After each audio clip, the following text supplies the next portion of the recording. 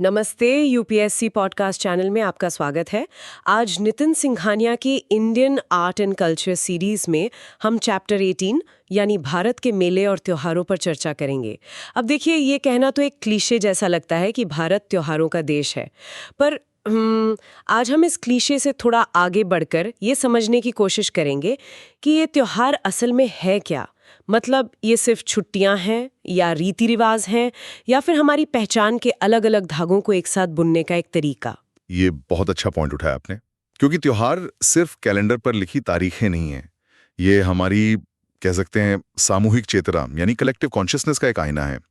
और अगर हम ध्यान से देखें ना, तो इन त्योहारों को समझने के 3 मुख्य नजरिए हो सकते हैं। पहला है आस्था का नजरिया, मतलब हमारे धार्मिक त्योहार। दूसरा है धरती का नजरिया, यानी वो त्योहार जो हमारी जमीन, हमारी फसलों और क्षेत्रीय संस्कृति से जुड़े हैं। और तीसरा है राष्ट्र का नजरिया, वो दिन जो हमारी राष्ट्रीय पहचान को डिफाइन करते हैं। आस्था, धरती और राष्ट्र, वाह, ये तो एक बहुत ही दिलचस्प फ्रेमवर्क है। और मुझे लगता है कि सबसे मजेदार बात ये होगी कि ये तीनों नजरिए अक्सर एक दूसरे में ऐसे घुल मिल जाते हैं कि उन्हें अलग करना ही मुश्किल हो जाता है। तो चलिए इसी फ्रेमवर्क को यूज करते हुए भारत के त्योहारों की इस कॉम्प्लेक्स दुनिया को समझने की कोशिश करते हैं। शुरुआत करते हैं सबसे पहले और सबसे पुराने स्तंभ से, आस्था, यानी हमारे धार्मिक त्योहार। ओके, तो धार्मिक त्योहारों की बात करते ही सबसे पहले जहन में जाहिर है दिवाली जैसा बड़ा त्योहार आता है। हमारे सोर्स में भी इसे एक प्रमुख हिंदू त्योहार बताया गया है। लेकिन मेरा सवाल ये है कि क्या आज की तारीख में दिवाली सिर्फ एक धार्मिक त्योहार रह गया है? जिस तरह से ऑफिसों में पार्टियां होती हैं, नॉन हिंदू दोस्त भी शामिल होते हैं, ई कॉमर्स की सेल्स आसमान छूती हैं, कहीं ऐसा तो नहीं कि इसका सामाजिक और आर्थिक पहलू अब इसके धार्मिक पहलू से भी बड़ा हो गया है? ये बिल्कुल सही अवलोकन है। त्योहारों का यही एवोल्यूशन उन्हें जिंदा रखता है। देखिए, दिवाली का जो कोर है वो बेशक धार्मिक है, भगवान राम की अयोध्या वापसी, अंधकार पर प्रकाश की विजय। लेकिन इसके आसपास जो रिचुअल्स का ताना बाना बुना गया है ना, वो असल में एक कल्चरल ट्रांसफर मैकेनिज्म है। सोचिए, घर की सफाई, रंगोली बनाना, वो खास पकवान तैयार करना, दिए जलाना, ये सब वो परंपराएं हैं जो एक पीढ़ी दूसरी पीढ़ी को सिखाती हैं। ये एक तरह की कल्चरल ट्रेनिंग है जो बचपन से ही मिलती है। मतलब ये सिर्फ पूजा पाठ नहीं बल्कि एक लाइफस्टाइल का हिस्सा है। पर एक सवाल और उठता है, क्या इस कल्चरल ट्रेनिंग पर कमर्शलाइजेशन हावी नहीं हो रहा है? पहले दिए शायद घर के पास वाला कुम्हार बनाता था, अब फैंसी लाइट्स चीन से आती हैं। मिठाइयाँ घर में बनती थीं, अब रेडीमेड गिफ्ट हैम्पर्स का चलन है। तो क्या ये कल्चरल ट्रांसफर अब एक सोशल ऑब्लिगेशन या एक कंज्यूमरिस्ट एक्टिविटी में नहीं बदल रहा? बदल रहा है, बिल्कुल बदल रहा है, और यही इसका सबसे जटिल पहलू है। एक तरफ कमर्शलाइजेशन से छोटे कारीगरों की कला शायद पीछे छूट रही है, लेकिन दूसरी तरफ ये एक बहुत बड़ी फेस्टिवल इकोनॉमी को भी जन्म देता है। दिवाली के समय दर्जी से लेकर मिठाई वाले, इलेक्ट्रॉनिक्स की दुकानें, ट्रैवल एजेंसीज, सबकी कमाई होती है। ये हमारी इकोनॉमी का एक इनफॉर्मल स्टिमुलस पैकेज बन जाता है एक तरह से। तो हाँ, इसका रूप बदल रहा है। ये अब सिर्फ एक धार्मिक अनुष्ठान नहीं, बल्कि एक विशाल सामाजिक आर्थिक घटना है जो अपनी प्रकृति में ज्यादा सेक्युलर होती जा रही है। हाँ, और ये बात सिर्फ दिवाली पर ही नहीं, शायद ईद या क्रिसमस पर भी लागू होती है। ईद की सेवइयां या क्रिसमस के केक अब सिर्फ उस समुदाय तक सीमित नहीं है, वो एक दूसरे के साथ बांटे जाते हैं। ये त्योहार कम्युनिटी बॉन्डिंग का एक जरिया बन गए हैं जो धर्म की सीमाओं से परे हैं। अच्छा, अब अगर हम आस्था से हटकर धरती वाले नजरिए पर आएं, तो हमारे सामने एक पूरी अलग तस्वीर आती है। वो त्योहार जो मौसम, फसल और जमीन से जुड़े हैं। जी हाँ, और ये त्योहार हमें याद दिलाते हैं कि भारत मूल रूप से एक कृषि प्रधान देश रहा है। हमारी जिंदगी का जो चक्र है वो हमेशा से मौसम और फसलों के चक्र से जुड़ा रहा है। इसका सबसे बेहतरीन उदाहरण है हमारे हार्वेस्ट फेस्टिवल्स। पंजाब में बैसाखी को देखिए। हमारे स्रोत के अनुसार ये सिख धर्म के लिए खालसा पंथ की स्थापना का दिन है, जो इसकी एक धार्मिक परत है बिल्कुल। लेकिन इसका एक और बड़ा पहलू यह है कि ये रबी की फसल कटने का जश्न है। किसान अपनी मेहनत का फल घर लाता है और पूरा क्षेत्र मिलकर ढोल नगाड़ों पर भांगड़ा करता है। ये जमीन का त्योहार है। इसी तरह दक्षिण भारत में पोंगल और ओणम है। मैंने पढ़ा है कि पोंगल में सूर्य, धरती और मवेशियों को धन्यवाद दिया जाता है जिन्होंने अच्छी फसल में मदद की। यहाँ प्रकृति के प्रति एक आभार का भाव है। और ओणम तो राजा महाबली के स्वागत का उत्सव है, जिसमें एक ऐसे समाजवादी राज्य की कल्पना है जहां सब बराबर थे। मतलब यहाँ लोक कथा और सामाजिक समानता का संदेश फसल के जश्न के साथ जुड़ा हुआ है। बिल्कुल। ओणम के दौरान बनने वाली पुक्लम यानी फूलों की रंगोली और वल्लम काली यानी स्नेक बोट रेस, ये सब उस क्षेत्र की संस्कृति और कम्युनिटी पार्टिसिपेशन को दर्शाते हैं। ये त्योहार दिखाते हैं कि हमारी जड़ें सिर्फ धर्म से नहीं, बल्कि हमारी जमीन, हमारे पानी और हमारे समुदाय से भी कितनी गहराई से जुड़ी हैं। और इसी जमीन से जुड़ा एक और शानदार उदाहरण है राजस्थान का पुष्कर मेला। हाँ, पुष्कर मेले का जिक्र आते ही ऊंटों और रंग बिरंगे राजस्थानियों की तस्वीरें दिमाग में आ जाती हैं। सोर्स कहता है कि ये दुनिया के सबसे बड़े पशु मेलों में से एक है। लेकिन यहाँ मेरा वही सवाल है जो दिवाली के लिए था। पुष्कर मेला एक सेक्युलर कैटल फेयर है, एक इकोनॉमिक इवेंट, लेकिन ये होता पुष्कर में है, जो ब्रह्मा जी के एकमात्र मंदिर के कारण एक बहुत बड़ा तीर्थ स्थल है। तो यहाँ व्यापार और आस्था का रिश्ता कैसे काम करता है? ये एक शानदार उदाहरण है जहां आस्था और धरती की रेखाएं वो धुंधली हो जाती हैं। लोग वहां मुख्य रूप से पशु खरीदने बेचने आते हैं, जो एक पूरी तरह से आर्थिक गतिविधि है। ये उस क्षेत्र के लिए एक असंगठित अर्थव्यवस्था का केंद्र है। लेकिन उसी समय कार्तिक पूर्णिमा के दौरान वहां आना और पुष्कर सरोवर में डुबकी लगाना एक धार्मिक महत्व भी रखता है। तो एक ही व्यक्ति एक ही यात्रा में व्यापारी भी है और तीर्थयात्री भी। अच्छा, इसका मतलब ये हुआ कि वहां आने वाले के लिए ये दोनों अनुभव अलग-अलग नहीं हैं। वो ऊंट का सौदा भी कर रहा है और शाम को मंदिर में आरती में भी शामिल हो रहा है। ये भारत की लिव्ड रियलिटी का एक बेहतरीन उदाहरण है, जहां धर्म और रोजमर्रा की जिंदगी अलग-अलग खांचों में नहीं बंटी होती। ये उस पूरे क्षेत्र की अर्थव्यवस्था, समाज और आस्था का एक संगम है। बिल्कुल, ये सिर्फ एक मेला नहीं है, ये एक चलता फिरता जीता जागता कल्चरल इकोसिस्टम है। यहाँ लोक कलाकार अपनी कला दिखाते हैं, कारीगर अपना सामान बेचते हैं और विदेशी पर्यटक भारतीय संस्कृति का अनुभव करने आते हैं। ये दिखाता है कि हमारे सेक्युलर त्योहार भी अक्सर एक धार्मिक या आध्यात्मिक कॉन्टेक्स्ट में बसे होते हैं। अब बात करते हैं तीसरे स्तंभ की, राष्ट्र की। ये वो दिन हैं जो ना आस्था से बंधे हैं, ना फसल से। ये हमारे एक राष्ट्र के तौर पर सामूहिक यात्रा से जुड़े हैं। हाँ, हमारे राष्ट्रीय त्योहार 26 जनवरी, 15 अगस्त और 2 अक्टूबर। सोर्स में इन्हें देशभक्ति की भावना को मजबूत करने वाले दिन बताया गया है। लेकिन इन तीनों का मूड और मैसेज एक दूसरे से बहुत अलग है। 26 जनवरी यानी गणतंत्र दिवस को ही लेते हैं। दिल्ली में राजपथ पर होने वाली परेड, उसमें एक तरफ T-90 टैंक और ब्रह्मोस मिसाइलें होती हैं और दूसरी तरफ पंजाब का भांगड़ा या केरल की कथकली दिखाती झांकी। ये मिलिट्री माइट और कल्चरल डाइवर्सिटी का जक्सटापोजिशन क्या कहता है भारत के बारे में? ये एक बहुत ही सचेत और सोचा समझा प्रदर्शन है। बिल्कुल। गणतंत्र दिवस का फोकस सिस्टम और गवर्नेंस पर होता है। ये उस दिन का जश्न है जब हमारा संविधान लागू हुआ, जिसने इस विशाल और विविध देश को एक कानूनी और प्रशासनिक ढांचे में बांधा। तो परेड में सैन्य शक्ति का प्रदर्शन दुनिया को ये संदेश देता है कि हम अपनी संप्रभुता की रक्षा करने में सक्षम हैं, यानी एक हार्ड पावर है। और साथ ही सांस्कृतिक झांकियां ये दिखाती हैं कि हमारी असली ताकत हमारी विविधता में है, यानी हम एक सॉफ्ट पावर भी हैं। ये भारत की ग्लोबल आइडेंटिटी का एक सालाना स्टेटमेंट है। इसके ठीक विपरीत 15 अगस्त यानी स्वतंत्रता दिवस का माहौल ज्यादा भावनात्मक होता है। लाल किले से प्रधानमंत्री का भाषण होता है, देशभक्ति के गाने बजते हैं, पतंगे उड़ाई जाती हैं। इसका फोकस सिस्टम पर नहीं, बल्कि स्ट्रगल और फ्रीडम पर होता है। ये उन कुर्बानियों को याद करने का दिन है जिनकी वजह से हम आजाद हुए। आपने बिल्कुल सही पकड़ा। गणतंत्र दिवस हमारे बनने का दिन है, जबकि स्वतंत्रता दिवस हमारे आजाद होने का। 15 अगस्त हमें हमारे इतिहास और संघर्ष से जोड़ता है। और अगर हम 1950 के दशक से लेकर आज तक के प्रधानमंत्रियों के भाषणों का एनालिसिस करें, तो उनमें हमें भारत की बदलती प्राथमिकताओं का एक पूरा नक्शा मिल जाएगा। शुरुआती भाषणों में राष्ट्र निर्माण, गरीबी और कृषि पर जोर होता था। बाद में आर्थिक सुधारों की बात आई और आज के भाषणों में तकनीक, स्टार्टअप्स और विश्व मंच पर भारत की भूमिका का जिक्र होता है। ये तो बहुत ही दिलचस्प विश्लेषण होगा। और फिर तीसरा राष्ट्रीय त्योहार है 2 अक्टूबर, गांधी जयंती। ये बाकी दोनों से बिल्कुल अलग है। इसमें कोई शक्ति प्रदर्शन नहीं, कोई बड़ा जश्न नहीं।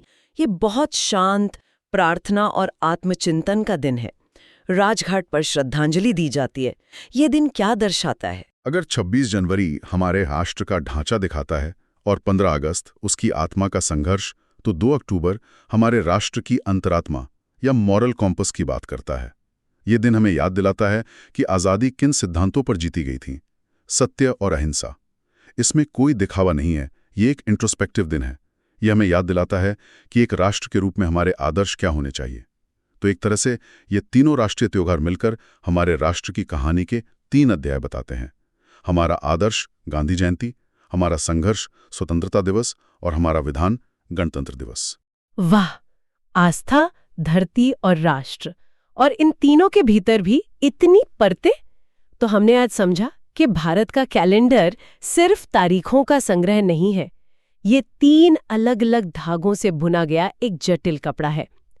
एक धागा धर्म और आस्था का है, जो हमें हमारी जड़ों और समुदाय से जोड़ता है। दूसरा हमारी जमीनी और सांस्कृतिक पहचान का है, जो हमारी धरती और मौसम से जुड़ा है। और तीसरा एक राष्ट्र के रूप में हमारी सामूहिक यात्रा का है। दिवाली जैसा धार्मिक त्योहार एक राष्ट्रीय सांस्कृतिक घटना बन जाता है। पुष्कर जैसा सेक्युलर मेला एक धार्मिक स्थल पर आस्था और अर्थव्यवस्था का संगम बन जाता है। और बैसाखी जैसा फसल का त्योहार एक महत्वपूर्ण धार्मिक दिवस भी होता है। शायद यही भारत की खूबी है, जहां ये रेखाएं अक्सर धुंधली हो जाती हैं। यहाँ एक सोचने वाली बात ये भी है कि ग्लोबलाइजेशन और अर्बनाइजेशन के इस दौर में क्या इन त्योहारों का मूल स्वरूप बदल रहा है? जो त्योहार पहले समुदाय को एक साथ लाते थे, क्या वो अब कंज्यूमर ड्रिवन इवेंट्स बनते जा रहे हैं, जहां जश्न का पैमाना ये है कि आपने कितना खर्च किया? और अगर ऐसा हो रहा है, तो हमारी सामूहिक पहचान पर इसका क्या असर पड़ेगा? ये एक बड़ा सवाल है। ये सवाल बहुत जरूरी है, क्योंकि त्योहार सिर्फ छुट्टी नहीं होते, वो आईने होते हैं जिसमें समाज अपना चेहरा देखता है, और वो चेहरा लगातार बदल रहा है। चलिए अब इस चर्चा को और आगे बढ़ाते हैं। ठीक है, तो आज की हमारी चर्चा भारत के धार्मिक त्योहारों पर है। जी। अब देखिए, धार्मिक त्योहार अपने आप में एक बहुत बड़ा सब्जेक्ट है। तो इसे समझने के लिए हमने सोचा कि क्यों ना सबसे बड़े, सबसे कॉम्प्लेक्स त्योहार से शुरुआत की जाए। बिल्कुल सही अप्रोच है। एक को अगर गहराई से समझ लिया तो बाकियों के पैटर्न समझने में आसानी हो जाती है। एग्जैक्टली। तो आज की हमारी ये पूरी बातचीत दिवाली पर फोकस करेगी। लेकिन शुरू करने से पहले एक बात जो सोर्सेज हाईलाइट करते हैं वो ये है कि भारत में धार्मिक त्योहारों की बाउंड्री वो बहुत फ्लूइड होती है। मतलब हैं तो ये किसी एक धर्म के, पर मनाते सब है। हाँ, ये भारत के सोशल फैब्रिक की सबसे खूबसूरत बात है। सोर्स में होली का उदाहरण दिया है। हाँ, दिया है तो वह हिंदुओं का त्योहार, लेकिन आप किसी भी बड़े शहर में चले जाइए, होली वाले दिन आपको हर धर्म के लोग रंगों में सने दिखेंगे। सही बात है। ये त्योहार अपनी धार्मिक पहचान से बाहर निकलकर एक कल्चरल इवेंट बन जाता है। एक तरह का कलेक्टिव सेलिब्रेशन है, जहां कम्युनिटी रिलीजन से बड़ी हो जाती है। सही कहा, और शायद दिवाली इसका सबसे बड़ा उदाहरण है। तो चलिए इसी स्पिरिट के साथ दिवाली की परतों को एक एक करके खोलते हैं। ओके, सो दिवाली, या जैसा सोर्सेज में लिखा है, दीपावली। दीप यानी दिया और अवली यानी पंक्ति। दियों की पंक्ति, फेस्टिवल ऑफ लाइट्स, रोशनी का त्योहार। और इसका टाइमिंग भी बहुत महत्वपूर्ण है। ये हिंदू कैलेंडर के हिसाब से कार्तिक महीने की अमावस्या को मनाया जाता है। अमावस्या यानी न्यू मून नाइट। हाँ, जब आसमान में चांद बिल्कुल नहीं होता। हाँ। और रात सबसे ज्यादा काली होती है। तो सोचिए, साल की सबसे काली रात को दियों से रोशन कर देने का आइडिया, इसमें ही एक पावरफुल सिंबॉलिक मीनिंग छिपा है। वाह, ये तो मैंने कभी इस तरह से सोचा ही नहीं। हम तो बस कैलेंडर देखकर छुट्टी मार्क कर लेते हैं। अच्छा, सोर्सेज ये भी बताते हैं कि कुछ हिंदू धर्म गुरुएं इसे कृष्ण चतुर्दशी भी कहते हैं। ये क्या है? ये इसे एक और पौराणिक कहानी से जोड़ता है, जिस पर हम आगे आएंगे, लेकिन ये दिखाता है कि दिवाली का कोई एक सिंगल नैरेटिव नहीं है। अलग अलग जगहों पर अलग अलग परंपराओं में इसके अलग अलग नाम और वजह हैं। खैर, वजह जो भी हो, तैयारी तो महीनों पहले शुरू हो जाती है। सोर्सेज में एक शब्द इस्तेमाल हुआ है, रिचुअलिस्टिक क्लेंजिंग। हाँ, सुनने में बड़ा फैंसी लगता है, पर हम सब जानते हैं इसका असली मतलब क्या है।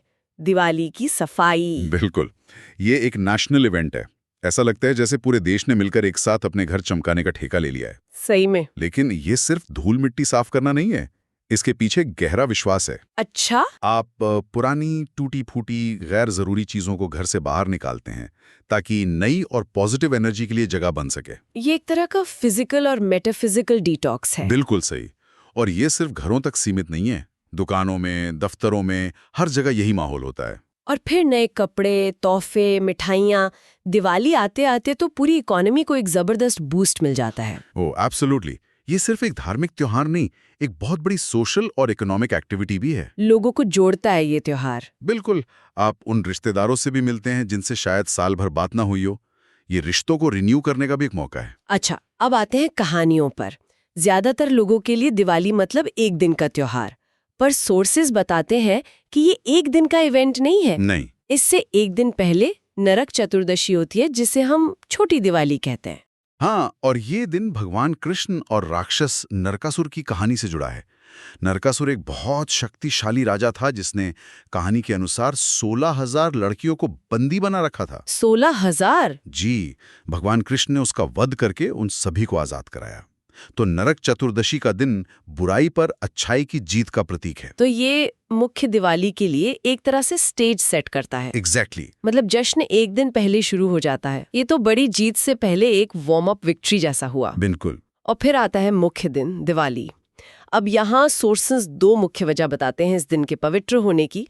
पहली और सबसे फेमस कहानी, भगवान राम की अयोध्या वापसी। हाँ, 14 साल के वनवास के बाद। ये तो हम सब बचपन से सुनते आ रहे हैं। बिल्कुल, और यही वजह है कि इसे फेस्टिवल ऑफ लाइट्स कहते हैं। जब राम, सीता और लक्ष्मण अयोध्या लौटे तो उनके स्वागत में पूरे नगरवासियों ने घी के दिए जलाए थे।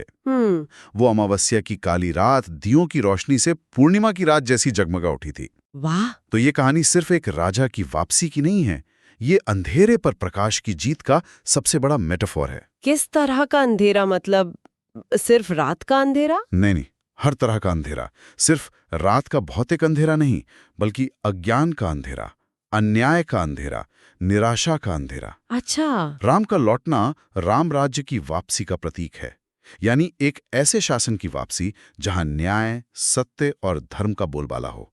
तो दिए जलाना उस उम्मीद, उस आशा को सेलिब्रेट करना है। ये तो हुई एक बात, पर सोर्सेज एक और बहुत महत्वपूर्ण पहलू पर रोशनी डालते हैं, जो शायद राम की कहानी से भी ज्यादा प्रैक्टिस में है। और वो है शाम को होने वाली लक्ष्मी पूजा। हाँ। इसमें सबसे कमाल की बात यह है कि दिवाली सिर्फ राम की वापसी का जश्न नहीं है, इसका एक बहुत बड़ा इकोनॉमिक और स्पिरिचुअल डायमेंशन भी है, जो देवी लक्ष्मी से जुड़ा है। राइट। शाम को हर घर, हर दुकान में धन और समृद्धि की देवी गॉडेस लक्ष्मी की पूजा होती है। और सोस इसे समुद्र मंथन की महान पौराणिक कथा से जोड़ता है। हाँ, ये तो वो कहानी है जिसमें अमृत निकालने के लिए देवताओं और असुरों ने मिलकर समुद्र को मथा था। एग्जैक्टली।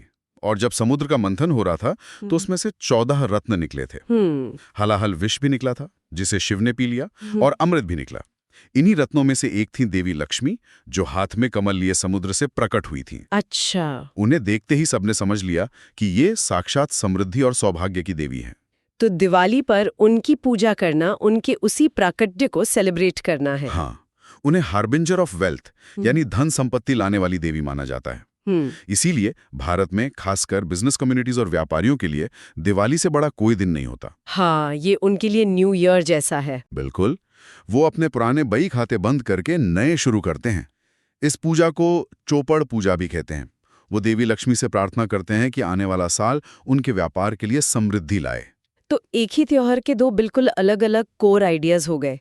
एक है राम की वापसी, जो त्याग, धर्म और मर्यादा का प्रतीक है, और दूसरा है लक्ष्मी का आगमन, जो धन, समृद्धि और भौतिक सफलता का प्रतीक है। ये दोनों एक साथ कैसे फिट होते हैं? मतलब एक तरफ स्पिरिचुअलिटी, दूसरी तरफ मटेरियलिज्म। अगर हम इसे एक बड़े नजरिए से देखें तो ये भारतीय दर्शन की खासियत को दिखाता है। यहाँ धर्म और अर्थ यानी स्पिरिचुअलिटी और वेल्थ को एक दूसरे का विरोधी नहीं माना गया। अच्छा। एक अच्छा जीवन जीने के लिए दोनों जरूरी हैं। दिवाली हमें यही याद दिलाती है कि धर्म के रास्ते पर चलकर ही सच्ची समृद्धि हासिल की जा सकती है। राम का धर्म और लक्ष्मी का अर्थ मिलकर एक बैलेंस्ड लाइफ का ब्लूप्रिंट तैयार करते हैं। ये तो बहुत गहरा कनेक्शन है, लेकिन कहानी यहीं खत्म नहीं होती। नहीं, जो जानकारी हमें मिली है वो बताती है कि भारत के अलग-अलग हिस्सों में दिवाली के रंग भी बदल जाते हैं। जैसे बंगाल में दिवाली पर लक्ष्मी जी की नहीं बल्कि देवी काली की पूजा होती है। हाँ, ये एक बहुत बड़ा रीजनल वेरिएशन है। बिल्कुल। क्योंकि बंगाल और पूर्वी भारत में शाक्त परंपरा का ज्यादा प्रभाव है। जहां देवी को शक्ति के रूप में पूजा जाता है। हम्म देवी काली शक्ति का सबसे उग्र, सबसे शक्तिशाली रूप है। वो बुराई का विनाश करने वाली देवी हैं। तो बंगाल में दिवाली का त्योहार अंधकार पर प्रकाश की जीत के साथ साथ बुराई के विनाश की रात भी बन जाता है। इसे काली पूजा कहते हैं और ये बहुत बड़े स्तर पर मनाई जाती है। तो मतलब एक ही रात एक ही त्योहार पर आराध्य देव बदल गए। जी, जहां उत्तर भारत में लोग धन और समृद्धि मांग रहे हैं, वहीं पूर्वी भारत में लोग शक्ति और बुराई के नाश की प्रार्थना कर रहे हैं। बिल्कुल। ये दिखाता है कि भारत में कोई भी त्योहार मोनोलिथिक नहीं है। हर क्षेत्र अपनी संस्कृति और अपनी मान्यताओं का रंग उसमें घोल देता है। ये यूनिटी एंड डाइवर्सिटी का टेक्स्ट बुक एग्जाम्पल है। 100%। त्योहार एक, दिवाली, तारीख एक, कार्तिक अमावस्या, लेकिन मनाने के तरीके और उसके पीछे की मान्यताएं अलग अलग।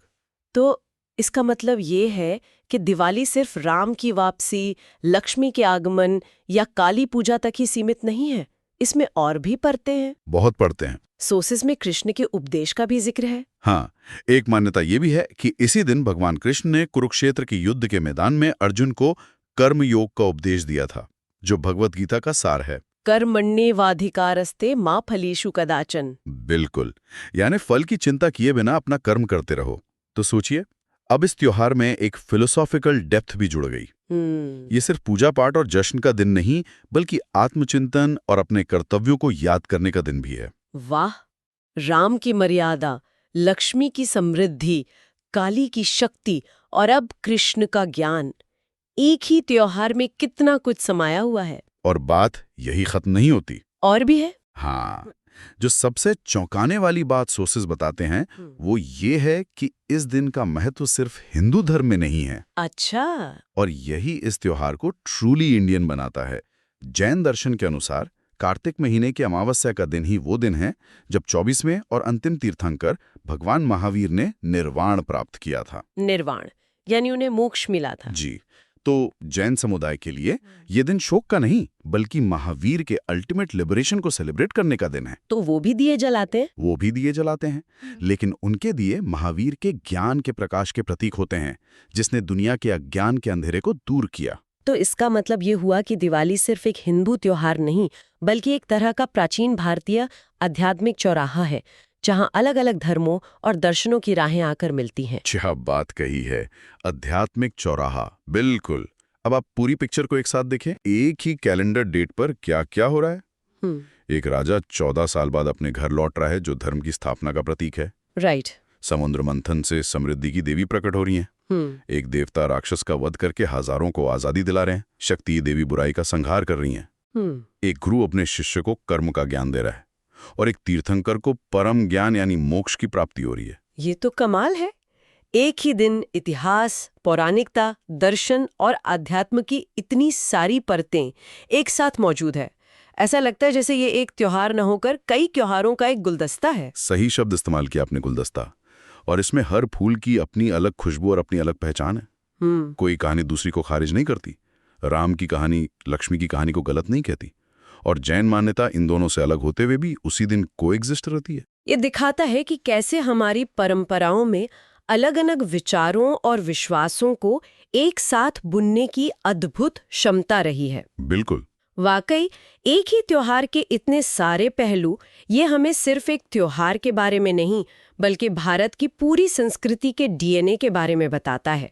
ये सिर्फ एक धार्मिक त्योहार नहीं है। नहीं, ये एक सांस्कृतिक और आध्यात्मिक संगम है, जिसके हर पहलू का अपना एक गहरा अर्थ है। ये एक कलेक्टिव सेलिब्रेशन है जो लोगों को अलग अलग स्तरों पर जोड़ता है, परिवार से, समाज से और अपनी आध्यात्मिक जड़ों से, चाहे वो जड़ें किसी भी परंपरा से आती हों। सही कहा। और शायद इसीलिए ये त्योहार अपनी धार्मिक सीमाओं को लांघकर हर भारतीय के लिए खास बन जाता है, चाहे वो उसे किसी भी रूप में मनाए। चलिए आगे बढ़ते हैं। ठीक है, अब हम शरद पूर्णिमा पर चर्चा करेंगे। हाँ बिल्कुल, एक बहुत ही शांत और खूबसूरत त्योहार है। हमारे पास जो स्रोत है वो इस त्योहार को दिवाली से ठीक 15 दिन पहले का एक मार्कर बताते हैं। एग्जैक्टली। एक तरह का काउंटडाउन शुरू हो जाता है। हाँ। और इसका सीधा संबंध फसल के मौसम से है। इसे नवन्ना पूर्णिमा भी कहा गया है, जो जाहिर है पूर्णिमा की रात को पड़ता है। तो एक तरह से ये दिवाली की तैयारियों का ऑफिशियल स्टार्टर है दशहरा खत्म होता है, मौसम में एक हल्की सी ठंडक घुलने लगती है और त्योहारों का असली मूड सेट हो जाता है। बिल्कुल। लेकिन स्रोतों में ये नवन्ना पूर्णिमा नाम बार बार आया है और मुझे ये बहुत दिलचस्प लगा। हाँ, इसमें नव या नया कुछ है, ये तो साफ है, पर ये है क्या? आपने बिल्कुल सही नस पकड़ी है। ये नाम ही इस त्योहार का पूरा कह सकते हैं डीएनए बता देता है। अच्छा। शरद तो क्लियर है, शरद ऋतु यानी ऑटम। मॉनसून के बाद आसमान एकदम साफ धुला हुआ होता है, कोई बादल नहीं, कोई पोल्यूशन नहीं। बिल्कुल। और इस रात को चांद अपनी पूरी 16 कलाओं के साथ सबसे ज्यादा चमकीला माना जाता है। लेकिन असली कहानी नवन्ना में है। हाँ। ये शब्द बना है नव अन्न से। ओह, नव अन्न। हाँ, यानी नया अनाज। ये धान की नई फसल के कटकर घर आने का जश्न है। अच्छा।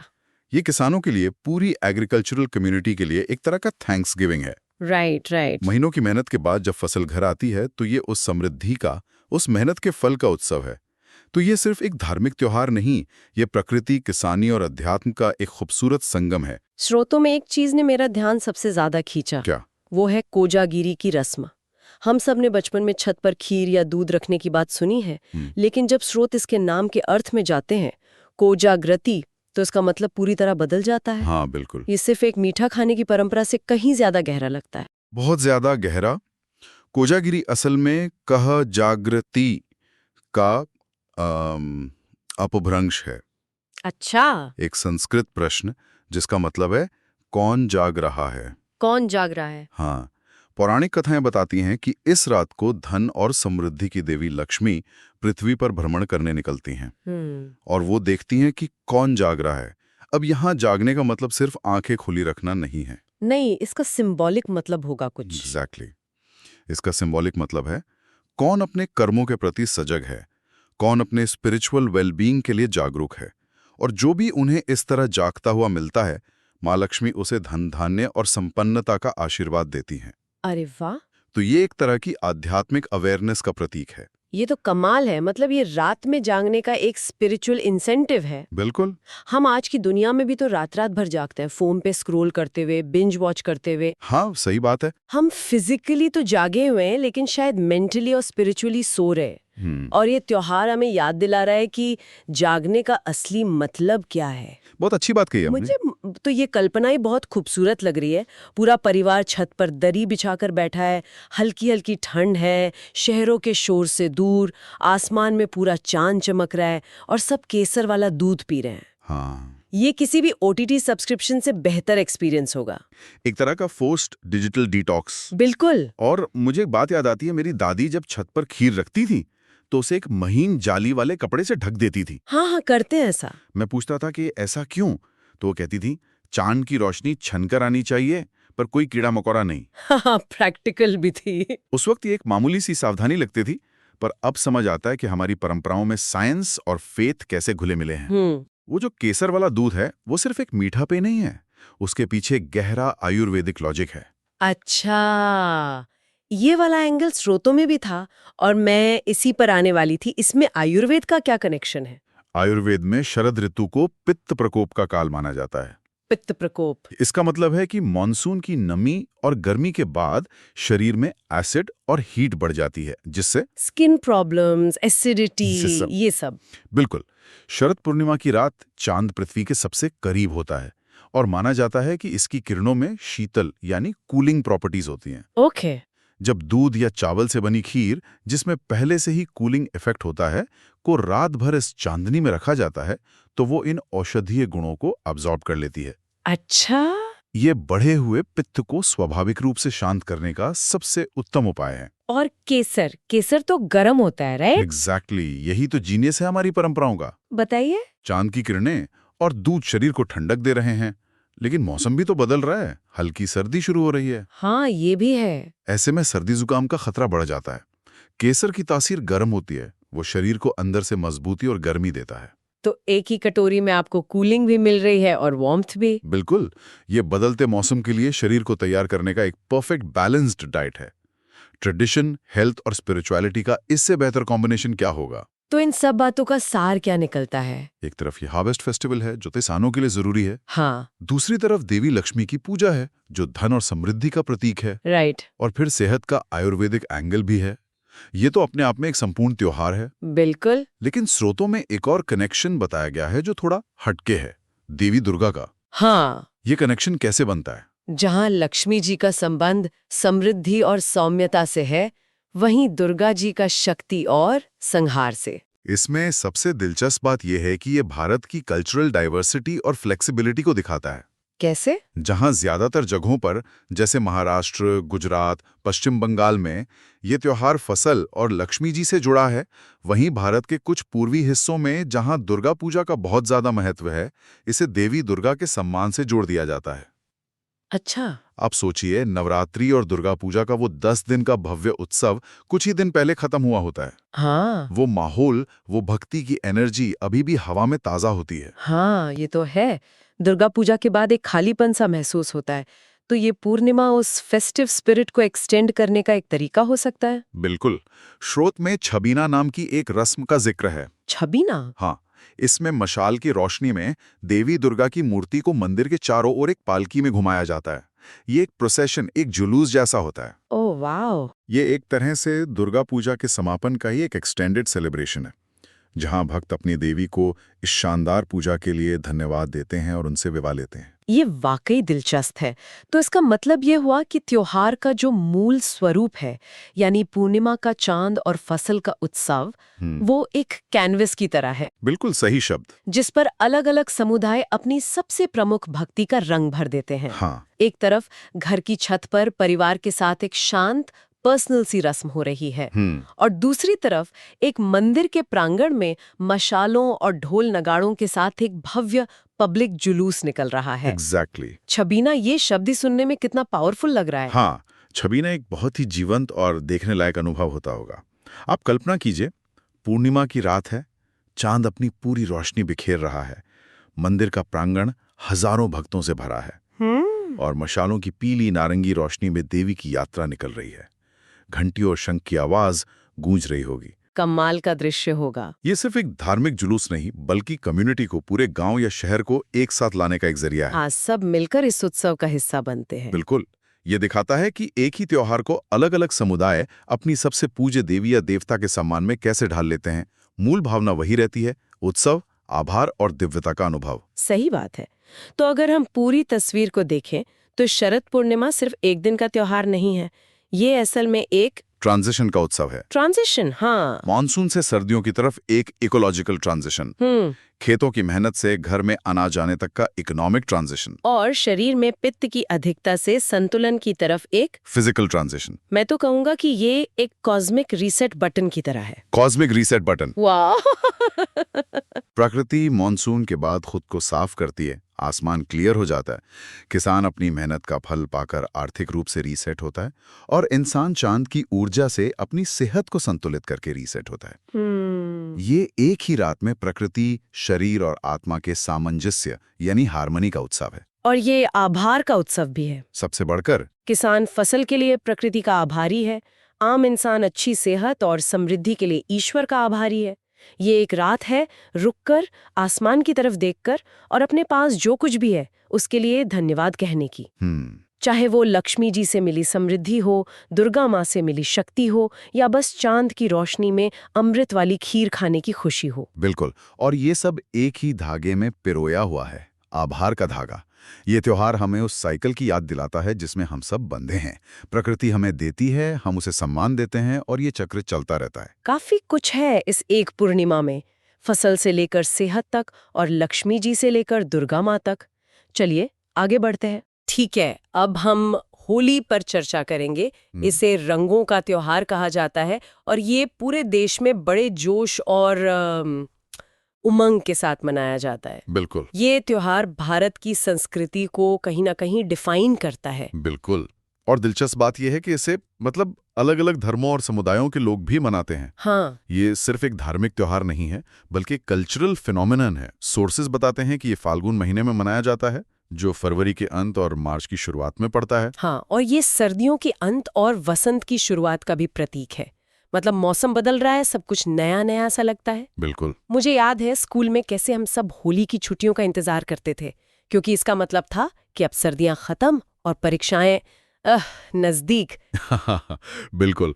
ये त्योहार की टाइमिंग बहुत महत्वपूर्ण है। ये एक तरह से प्रकृति के साथ इंसान के जश्न का मतलब एक संगम है। सही। सोर्सेज में ये भी बताया गया है कि ये त्योहार 2 दिनों का होता है, छोटी होली और फिर जिसे कहते हैं रंग वाला दिन। चलिए इसे थोड़ा और समझते हैं। छोटी होली को होलिका दहन भी कहा जाता है। इसमें वो राक्षसनी होलिका को जलाने की प्रथा है। यहाँ पर जो बात फैसिनेट करती है वो है इसका सिंबलिज्म। ये सिर्फ आग जलाना नहीं है, नहीं, ये बुराई पर अच्छाई की जीत का प्रतीक है। कहानी हम सब जानते हैं, भक्त प्रहलाद और होलिका की है, जिसमें होलिका जल जाती है और प्रहलाद बच जाते हैं। बिल्कुल। और हर गली मोहल्ले में लोग हफ्तों पहले से लकड़ियां इकट्ठा करना शुरू कर देते हैं। हाँ, एक कम्युनिटी फीलिंग आती है, सब मिल के उस एक बड़ी आग की तैयारी करते हैं। और वो आग सिर्फ होलिका को नहीं जलाती, बल्कि प्रतीकात्मक रूप से हमारे अंदर की बुराइयों, हमारे पुराने गिले शिकवों को भी जलाने का एक मौका देती है। अच्छा, एक तरह का आप कह सकते हैं कलेक्टिव इमोशनल रिलीज है। अब आते हैं मुख्य दिन पर, यानी रंगों वाली होली पर। यहाँ पर एक और कहानी जुड़ जाती है जो भगवान कृष्ण और राधा के प्रेम की है। हाँ, और ये बहुत महत्वपूर्ण है। अगर होलिका दहन न्याय और जीत का प्रतीक है, तो रंगों का दिन प्रेम और उल्लास का। सोच के अनुसार ये त्योहार कामदेव यानी गॉड ऑफ लव का भी प्रतिनिधित्व करता है। कृष्ण का गोपियों के साथ रंग खेलना, वो चुलबुलापन, वो सब इसी कहानी से आता है। तभी होली में इतनी छेड़छाड़ और मजाक मस्ती का माहौल होता है। देवर भाभी की होली, दोस्तों की होली। हाँ, एक दिन के लिए सारे सामाजिक बंधन थोड़े ढीले पड़ जाते हैं। एग्जैक्टली। ये एक तरह का सोशल रीसेट बटन है, जहां लोग खुलकर अपनी खुशी जाहिर कर सकते हैं, और इसका आधार राधा कृष्ण की प्रेम कहानी में मिलता है। अच्छा, खेलने के तरीके पर आते हैं। ज्यादातर लोग गुलाल और पानी का इस्तेमाल करते हैं। वो सूखे गुलाल को गाल पर लगाना एक बहुत ही सौम्य और प्यारा तरीका है। बिल्कुल, लेकिन सोर्स एक बहुत जरूरी मुद्दे पर ध्यान दिलाता है। आजकल लोग केमिकल वाले रंगों का इस्तेमाल करने लगे हैं। ओह हाँ, ये न सिर्फ त्वचा के लिए खतरनाक हैं, बल्कि आंखों को भी भारी नुकसान पहुंचा सकते हैं। अरे हाँ, वो सिल्वर और गोल्डन पेंट वाले रंग जिन्हें छुड़ाने में हफ्ते लग जाते हैं और स्किन पे रैशेज अलग हो जाते हैं। हर साल होली के बाद ऐसी खबरें आती हैं। बिल्कुल। वो पक्का रंग का खौफ ही अलग होता है। हाँ, सही कहा। ये त्योहार के कमर्शियलाइजेशन का एक साइड इफेक्ट है।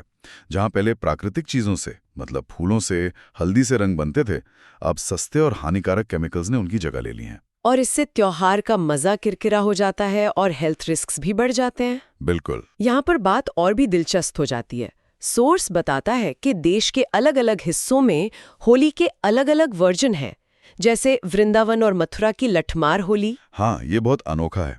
इसमें महिलाएं लाठियों से पुरुषों को मजाक में मारती हैं। मतलब सच में? हाँ, मजाक में। ये एक तरह का प्लेफुल रोल रिवर्सल है, जहां पावर स्ट्रक्चर को मजाकिया अंदाज में चुनौती दी जाती है। ये सब बड़े उल्लास और गीत संगीत के साथ होता है। वाह, मतलब पूरा माहौल ही अलग होता होगा। और महाराष्ट्र के ग्रामीण इलाकों में इसे रंग पंचमी कहते हैं। हाँ, और पश्चिम बंगाल और असम के कुछ हिस्सों में इसे बसंत उत्सव या डोल जात्रा कहा जाता है। अच्छा। हाँ, नाम से ही जाहिर है कि ये वसंत के आगमन का उत्सव है। ये दिखाता है कि एक ही त्योहार कैसे स्थानीय संस्कृति के साथ मिलकर अलग अलग रूप ले लेता है। सही बात है। This is unity in diversity in its truest form. Holi के एक और पहलू का जिक्र है जिसके बिना बात अधूरी है, भांग या ठंडाई। हाँ, और सोस के अनुसार ये मैरिजुआना या एक खास तरह के पौधे से बनती है। त्योहार के दिन इसका सेवन एक सामाजिक रूप से स्वीकृत परंपरा का हिस्सा है। ये उस दिन के लिए सामाजिक बंधनों और संकोच को तोड़ने का एक जरिया माना जाता है। बिल्कुल। हर किसी के पास किसी ने गलती से ज्यादा ठंडाई पी ली वाला एक मजेदार किस्सा जरूर होता है। हाँ, बिल्कुल। ये भी होली की यादों का एक बड़ा हिस्सा है। लेकिन दिन के इस हुड़दंग और मस्ती के बाद शाम बिल्कुल अलग होती है। सही कहा। शाम को सब नहा धोकर अच्छे कपड़े पहनकर दोस्तों और परिवार वालों के घर जाते हैं। गुजिया और मिठाइयाँ चलती हैं। और ये त्योहार का एक बहुत जरूरी हिस्सा है। दिन का शोर शराबा और अराजकता शाम की शांति और सामाजिक मेलजोल में बदल जाती है। हाँ, ये कम्युनिटी बॉन्ड्स को फिर से मजबूत करने का समय होता है। ये दिखाता है कि त्योहार का मकसद सिर्फ हुड़दंग नहीं, बल्कि लोगों को एक दूसरे के करीब लाना भी है। तो कुल मिलाकर होली सिर्फ रंगों का त्योहार नहीं है, इसमें पौराणिक कथाएं हैं, सामाजिक रीति रिवाज हैं, प्रकृति का उत्सव है और रिश्तों की गर्माहट है। बिल्कुल, ये एक मल्टी फैसेटेड फेस्टिवल है जो हर स्तर पर जीवन का जश्न मनाता है। चलिए आगे बढ़ते हैं। ठीक है, अब मकर संक्रांति पर चर्चा करते हैं। ये सिर्फ एक छुट्टी का दिन नहीं है। मतलब जब हम इस पर रिसर्च कर रहे थे तो पता चला कि ये त्योहार सीधे तौर पर एस्ट्रोनॉमी, एग्रीकल्चर और हमारी कल्चर से जुड़ा हुआ है। बिल्कुल, मतलब सूरज, खेत और हम सब कुछ कनेक्टेड है। तो सबसे पहले तो इसका नाम ही बड़ा इंटरेस्टिंग है, मकर संक्रांति। हाँ, मकर यानी कैप्रिकॉर्न, ये तो ज्यादातर लोग जानते हैं, और संक्रांति मतलब ट्रांजिशन। तो ये सूरज का कैप्रिकॉर्न में ट्रांजिशन है।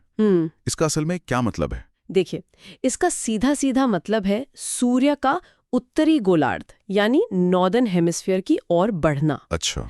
ज्योतिष और खगोल विज्ञान दोनों के हिसाब से ये एक बहुत बड़ी घटना है। यहीं से असल में उत्तरायण की शुरुआत होती है। उत्तरायण मतलब उत्तर की ओर यात्रा? हाँ, उत्तर की ओर। आसान भाषा में कहें तो सर्दियां खत्म होने लगती हैं, दिन लंबे होने लगते हैं और रातें छोटी।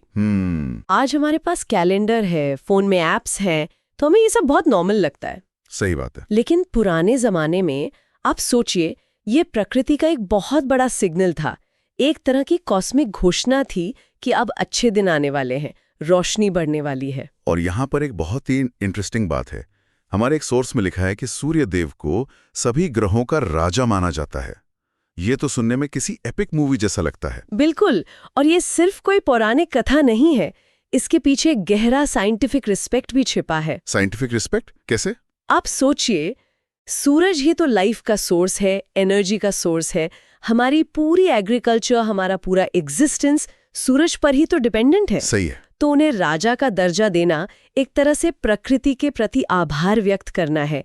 ये मानना कि इस पूरे सिस्टम में जो सबसे पावरफुल फोर्स है वो सूरज ही है। का थैंक्सगिविंग फेस्टिवल है। बिल्कुल। अच्छी फसल के लिए मदर नेचर को धन्यवाद देना। हाँ, ये त्योहार सीधे सीधे ग्रामीण अर्थव्यवस्था मतलब रूरल इकोनॉमी से जुड़ा है। फसल कट चुकी है, किसानों के हाथ में पैसा है, घर में अनाज है, तो ये कम्युनिटी के लिए प्रॉस्पेरिटी और वेल बीइंग का जश्न है। तो ये सिर्फ एक धार्मिक त्योहार नहीं है? नहीं, बिल्कुल नहीं। ये एक सामाजिक और आर्थिक उत्सव भी है। और इसी से जुड़ी एक और मजेदार बात है, इस दिन मवेशियों को मतलब कैटल को खरीदना शुभ माना जाता है। हाँ, कई जगह पशु मेले भी लगते हैं। ये तो बड़ा प्रैक्टिकल लग रहा है। ये बिल्कुल प्रैक्टिकल है। आप साइकिल को समझिए। फसल के बाद किसान के पास पैसा है और उसे अगली फसल की तैयारी के लिए अच्छे बैल या गाय की जरूरत है। अच्छा, तो ये निवेश करने का, फ्यूचर प्लानिंग का एक शुभ समय बन गया। जैसे आज लोग दिवाली पर नई गाड़ी या घर खरीदते हैं। एग्जैक्टली। वैसे ही किसान के लिए ये एक बड़ी इन्वेस्टमेंट का दिन था, उस समय की सबसे बड़ी कैपिटल इन्वेस्टमेंट। अब आते हैं रीति रिवाजों पर। गंगा सागर और प्रयाग में पवित्र डुबकी लगाना एक बहुत बड़ी परंपरा है।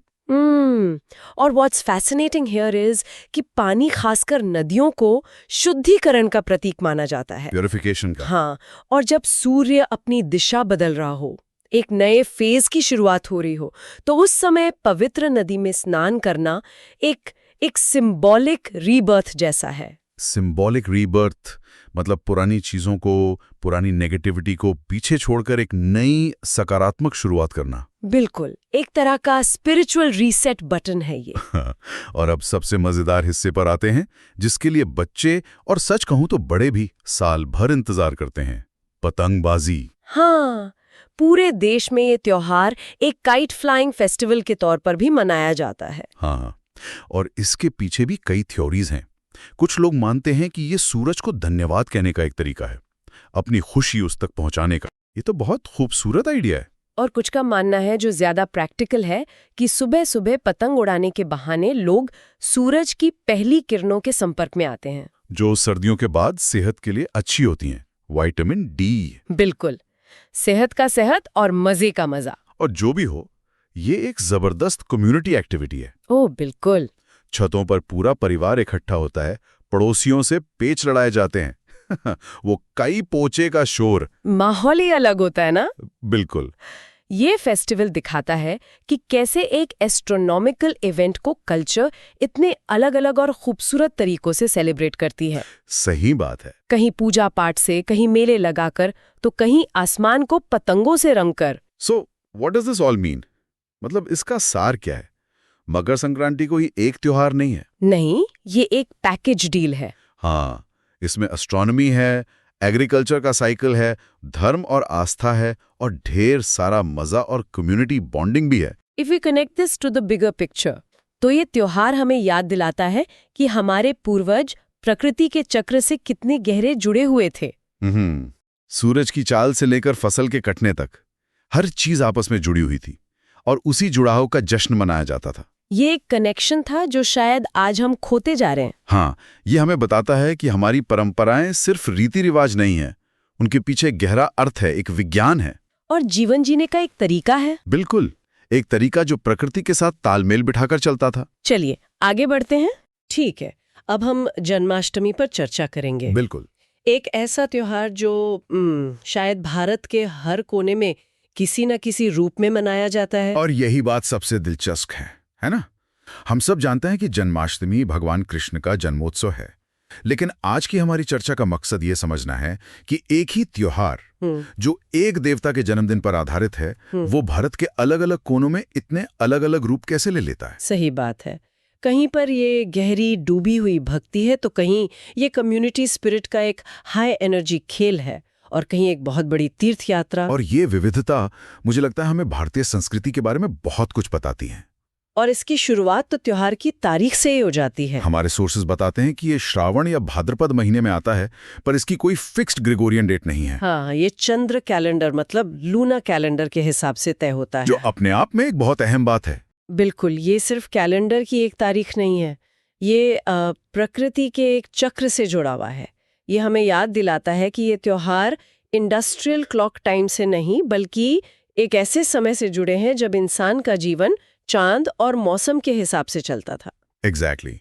ये खगोलीय घटना से जुड़ाव त्योहार को एक कॉस्मिक सिग्निफिकेंस देता है, और इस उत्सव के केंद्र में है कृष्ण की लीलाएं। हाँ, रासलीला और कृष्ण लीला। रासलीला, जहां राधा कृष्ण के प्रेम और भक्ति का नृत्य के रूप में मंचन होता है, और कृष्ण लीला जिसमें उनके बचपन की वो सारी शरारतें हैं जो हम कहानियों में सुनते आए हैं, माखन चुराना, गोपियों को परेशान करना। लेकिन सोर्सेज इस बात पर जोर देते हैं कि ये सिर्फ मनोरंजन या नाटक नहीं है। बिल्कुल नहीं, इनमें एक बहुत गहरा मतलब छिपा है। इन्हें आप एक तरह का सांस्कृतिक डीएनए समझ सकते हैं। सांस्कृतिक डीएनए? या इंटरेस्टिंग है। हाँ, जैसे हमारे बायोलॉजिकल डीएनए में हमारे शरीर की सारी इन्फॉर्मेशन कोडेड होती है, वैसे ही इन लीलाओं में एक समाज के मूल्य, उसके नायक, उसकी नैतिकता, ये सब कोडेड है। अच्छा। और हर साल जन्माष्टमी पर इस डीएनए को रीएक्टिवेट किया जाता है, अगली पीढ़ी को पास ऑन किया जाता है। ये सांस्कृतिक डीएनए वाली बात बहुत दमदार है।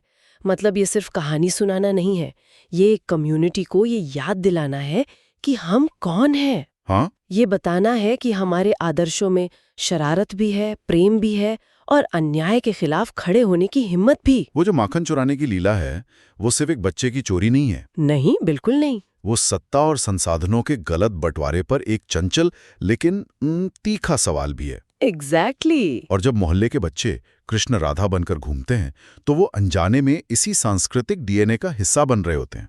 वो सिर्फ कॉस्ट्यूम नहीं पहन रहे, वो एक विरासत को जी रहे हैं। हाँ, वो एक पूरी विरासत को अपने कंधों पर उठा रहे हैं।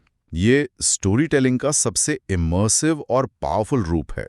आपने कल्चरल डीएनए की बात की, और इसका सबसे जीवंत रूप शायद उन जगहों पर ही देखने को मिलता है जिन्हें कृष्ण की अपनी धरती माना जाता है, मथुरा और वृंदावन। हाँ, बिल्कुल। सोर्सेस के मुताबिक इन जगहों पर जन्माष्टमी का अनुभव बिल्कुल अलग होता है। अलग कैसे? मतलब क्या खास होता है वहाँ? वहाँ उत्सव कुछ घंटों या एक दिन का नहीं होता। ऐसा लगता है जैसे पूरा शहर ही एक स्टेज बन गया है, और हर नागरिक उसका किरदार। अच्छा। वो एक परफॉर्मेंस नहीं, एक लिव्ड रियलिटी बन जाती है।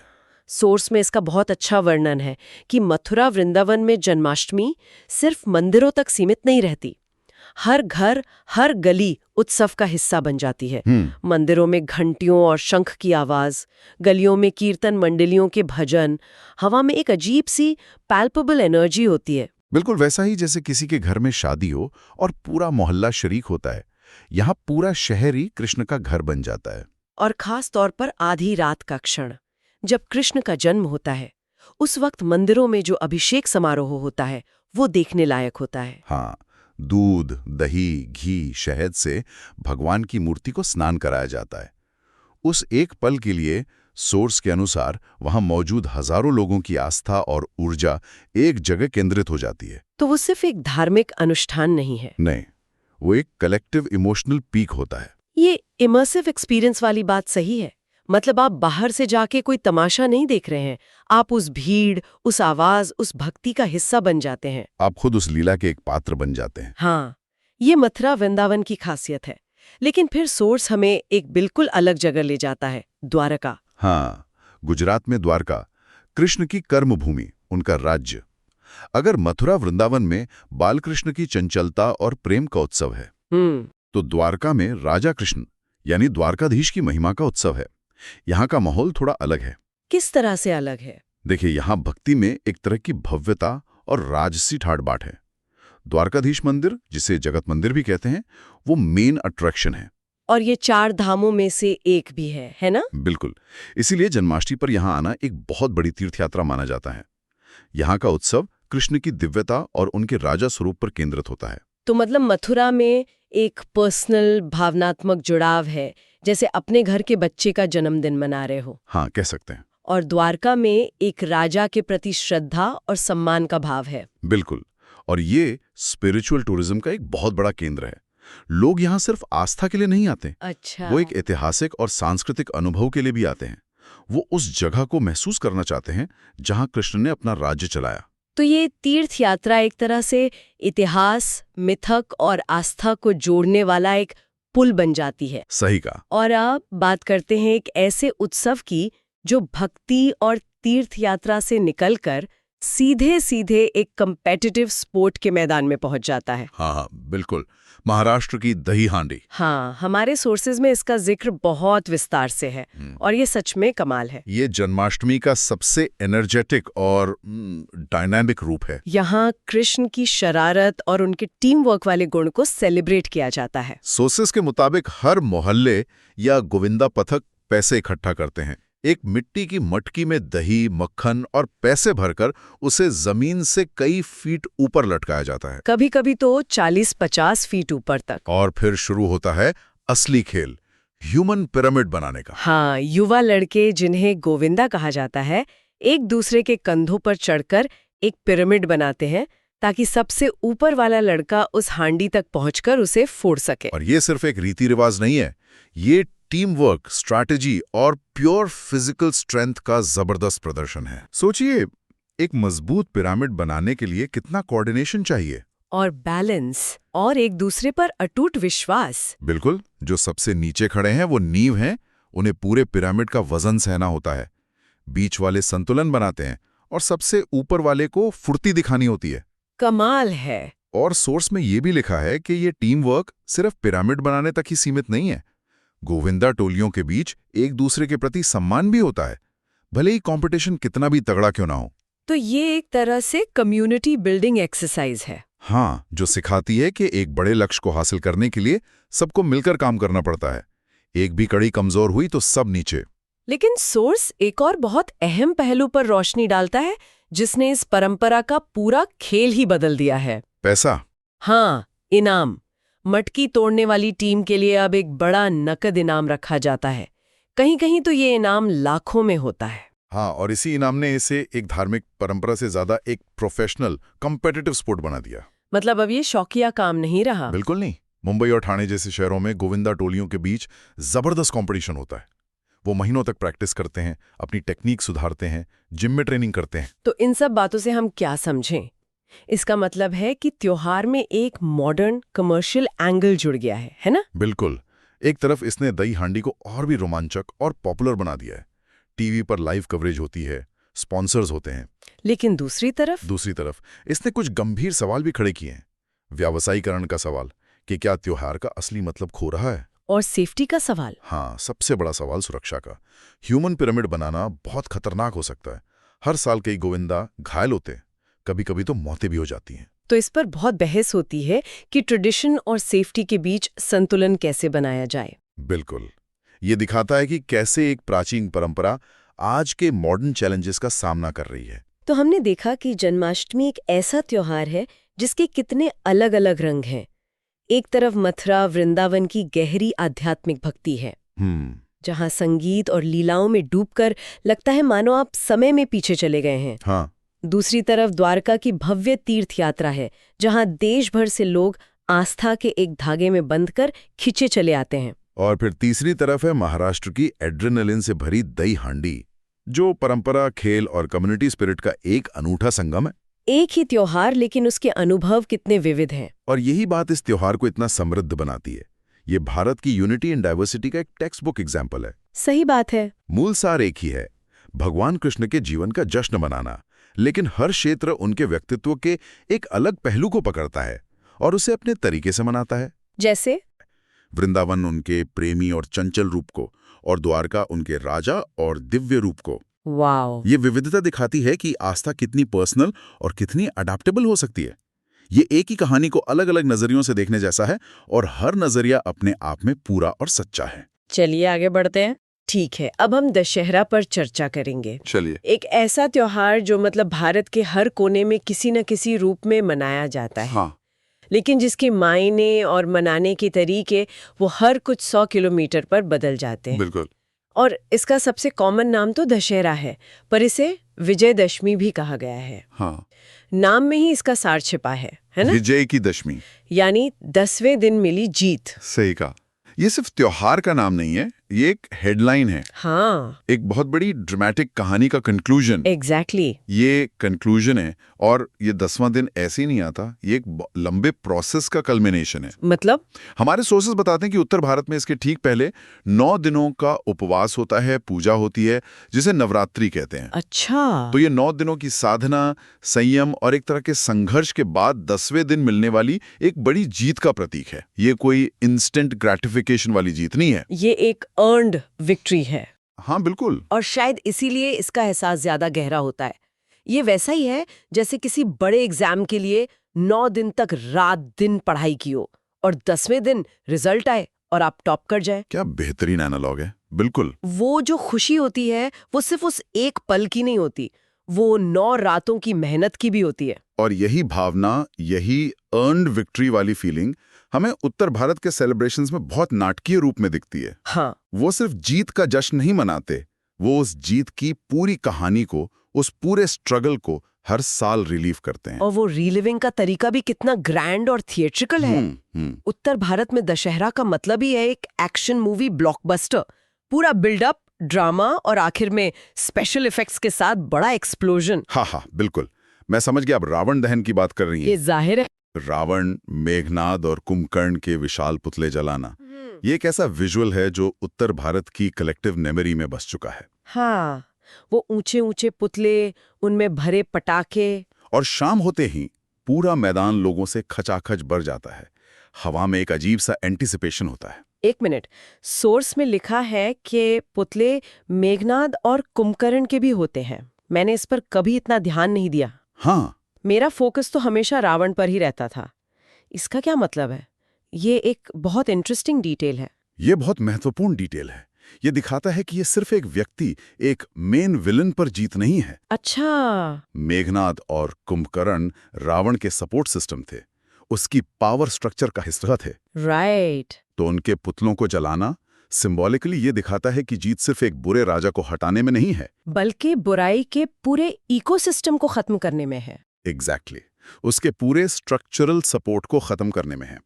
It's a symbolic call for systemic change, not just regime change. वाह, ये तो मैंने कभी सोचा ही नहीं था। तो जब वो तीर चलाया जाता है तो वो सिर्फ रावण पर नहीं, बल्कि इनजस्टिस, एरोगेंस, क्रूएलिटी, इन सब की पूरी फाउंडेशन पर चलाया जाता है। बिल्कुल। और सोर्स ये भी कहता है कि अक्सर कोई बच्चा या युवा राम का रूप लेकर वो तीर चलाता है। हाँ, ये भी बहुत पावरफुल इमेजरी है ना? वो बच्चा उस पल के लिए पूरी कम्युनिटी की आशाओं का, उनके विश्वास का प्रतीक बन जाता है। ये एक कम्युनिटी कथारसिस है। सही शब्द है, एक सामूहिक शुद्धिकरण। जब वो पुतले जलते हैं तो लोग शायद अपनी जिंदगी की, अपने समाज की बुराइयों को भी उसी आग में जलते हुए महसूस करना चाहते हैं। और इसी कम्युनिटी एक्सपीरियंस का एक और बड़ा हिस्सा है रामलीला। मुझे हमेशा ये फैसिनेट करता है कि रामलीला आज भी इतनी पॉपुलर क्यों है। कहानी तो सबको पता है, ये बहुत अच्छा सवाल है। सोर्स में एक शब्द इस्तेमाल हुआ है, एनरैप्ट पब्लिक। यानी मंत्र मुग्ध दर्शक। हाँ, ये शब्द बहुत कुछ कहता है। लोगों ने कहानी सैकड़ों बार सुनी है, उन्हें पता है कि आगे क्या होगा, फिर भी वो हर बार उतने ही फैसिनेशन के साथ देखते हैं। ऐसा इसलिए है क्योंकि ये कहानियां हमारे कल्चरल डीएनए का हिस्सा हैं। रामलीला उस डीएनए को हर साल रीअफर्म करती है, उसे जिंदा रखती है। तो ये एक धार्मिक नाटक से कहीं ज्यादा है। बिल्कुल, ये हमारी कलेक्टिव मेमोरी को परफॉर्म करने का एक रिचुअल है। मुझे याद है बचपन में लंका दहन का सीन देखने के लिए हम घंटों इंतजार करते थे। हाँ, वो तो सबका फेवरेट होता था। जब हनुमान बने एक्टर की पूंछ में आग लगती थी और वो मंच पर कूदते फांदते थे, वो विजुअल आज भी दिमाग में ताजा है। वो एक प्योर एनर्जी होती थी। हाँ, और सोर्स में देवताओं और भगवान राम के बीच संवाद जैसे सीन्स का भी जिक्र है। वो कहानी में एक डिवाइन ग्राविटास लाते हैं। एग्जैक्टली। और ये सिर्फ प्रोफेशनल एक्टर्स नहीं करते, छोटे छोटे कस्बों में, गांवों में लोकल लोग लिमिटेड रिसोर्सेज के साथ भी इतना पैशन से परफॉर्म करते हैं। ये एक लिविंग ट्रेडिशन है। और इस सारी गंभीरता और ड्रामा के बाद आता है मेला। झूले, चाट पकौड़ी, खिलौने। हाँ, बिल्कुल। रामलीला की सोलेमनिटी के बाद जलेबियां खाने का और चरखी पर झूलने का अपना ही मजा है। ये त्योहार के सेक्रेड और प्रोफेन यानी पवित्र और लौकिक दोनों पहलुओं को खूबसूरती से एक साथ लाता है। सही कहा। मेला एक सोशल स्पेस है जहां कम्युनिटी बॉन्ड करती है। तो उत्तर भारत का मॉडल एकदम साफ है। 9 दिन की साधना, 10वें दिन बुराई का नाटकीय विनाश, कहानी का मंचन और फिर सामूहिक उत्सव। बहुत पावरफुल, पब्लिक और कथार्थिक। तो उत्तर भारत का मॉडल बहुत पब्लिक है, बहुत ड्रामेटिक है और डिस्ट्रक्शन पर सेंटर्ड है। पर क्या जीत का जश्न मनाने का यही एकमात्र तरीका है? नहीं। सोर्सेज बताते हैं कि भारत के दूसरे हिस्सों में इसकी फिलॉसफी बिल्कुल अलग है। ये पढ़कर तो मुझे भी बहुत हैरानी हुई। हाँ, और यही से तो भारत की खूबसूरती समझ आती है। एक ही त्योहार, एक ही मूल विचार, लेकिन उसके एक्सप्रेशन कितने विविध हैं। चलिए मैसूर चलते हैं। सोर्स बताता है कि वहां चामुंडी मंदिर में इसे बड़े उत्साह के साथ मनाया जाता है। वहां का सेलिब्रेशन एकदम शाही और भव्य होता है। शाही और भव्य? मतलब उत्तर भारत के मेले और रामलीला से ये कैसे अलग हैं? बहुत अलग है। मैसूर का दशहरा, जिसे मैसूर दसरा कहते हैं, अपनी शाही विरासत के लिए जाना जाता है। अच्छा। ये वोडेयार राजवंश के समय से चली आ रही परंपरा है। तो आज भी सेलिब्रेशन में वो शाही जुलूस, जिसे जंबू सवारी कहते हैं, सजे धजे हाथियों की परेड, वो एलिमेंट बहुत मजबूत है। तो वहाँ फोकस रावण दहन जैसे विनाश पर नहीं है? नहीं, बिल्कुल नहीं। वहां फोकस देवी चामुंडेश्वरी की पूजा, शक्ति के प्रदर्शन और एक रियासत की हिस्टोरिकल आइडेंटिटी के प्रदर्शन पर है। ये तो बहुत फैसिनेटिंग है। मतलब उत्तर भारत में ये कम्युनिटी लेड उत्सव है और मैसूर में ये स्टेट स्पॉन्सर्ड शाही परंपरा पर आधारित है। प्रिसाइजली। ये उस क्षेत्र के इतिहास और संस्कृति को रिफ्लेक्ट करता है। ये तो पावर स्ट्रक्चर का भी रिफ्लेक्शन हुआ। एक में जनता केंद्र में है, दूसरे में राजा या राज्य। बिल्कुल। अब अगर हम दक्षिण में थोड़ा और अंदर जाएं, जैसे आंध्र प्रदेश और कर्नाटक के कुछ हिस्सों में, हाँ, तो वहां का तरीका और भी अलग और कलात्मक है। सोर्स बताता है कि वहां बुम्मई कुलू यानी गुड़ियों की सजावट की जाती है। ये बुम्मई कुल्लू का कॉन्सेप्ट तो बहुत ही खूबसूरत है। गुड़ियों की सजावट, ये तो उत्तर भारत के आग और पटाखों वाले हाई ऑक्टेन ड्रामा से बिल्कुल 180 डिग्री अलग है ना? पर क्या ये एक डोमेस्टिक, मतलब एक पारिवारिक सेलिब्रेशन ज्यादा है नॉर्थ इंडिया के पब्लिक स्पेक्टिकल के मुकाबले? हाँ, ये बहुत अच्छा पॉइंट है।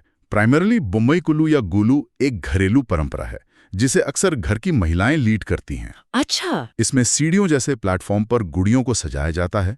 और ये गुड़ियां सिर्फ खिलौने नहीं होती, ये देवी देवताओं, इंसानों, जानवरों की मूर्तियां होती हैं।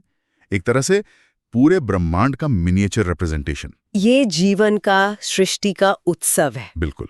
और सबसे खास बात जो सोर्स में लिखी है वो ये है कि ये सजावट त्योहार खत्म होने के बाद भी कुछ समय तक रखी जाती है। ये तो एकदम उल्टा है ना? हाँ। उत्तर भारत में जहां 10वें दिन पुतले जलाकर सब कुछ खत्म, और वहां दक्षिण में उस कला को, उस सुंदरता को क्रिएट करके प्रिजर्व किया जा रहा है। ये एक बहुत ही गहरा फिलोसॉफिकल डिफरेंस है। उत्तर में जीत को बुराई के विनाश, डिस्ट्रक्शन के माध्यम से एक्सप्रेस किया जाता है, आग, धुआं, शोर। हाँ। जबकि बुम्मई कुल्लू में जीत को अच्छाई, सुंदरता और कला के सृजन यानी क्रिएशन और प्रिजर्वेशन के माध्यम से एक्सप्रेस किया जाता है। वाह, मतलब एक जगह आप बुराई को हटाकर जश्न मना रहे हैं और दूसरी जगह आप अच्छाई को स्थापित करके और उसे सहेज कर जश्न मना रहे हैं। बिल्कुल the end goal is the same but the path is completely different. सही। उत्तर भारत का दशहरा एक एक्शन मूवी है, तो दक्षिण का बम्बई कुल्लू एक आर्ट फिल्म फेस्टिवल जैसा है। हाँ, क्या बात है, बिल्कुल सही कहा।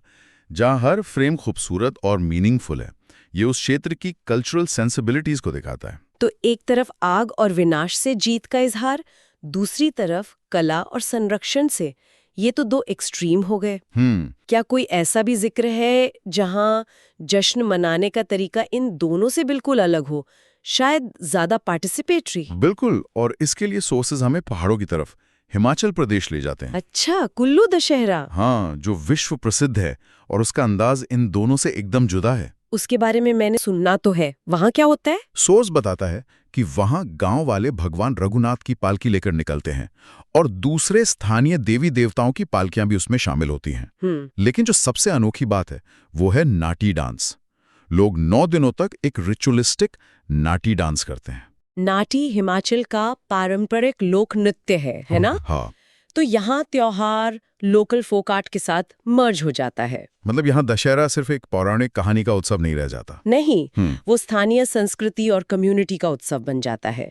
यहाँ न तो उत्तर भारत की तरह विनाश का ड्रामा है, न दक्षिण की तरह कला का प्रदर्शन। तो फिर क्या है?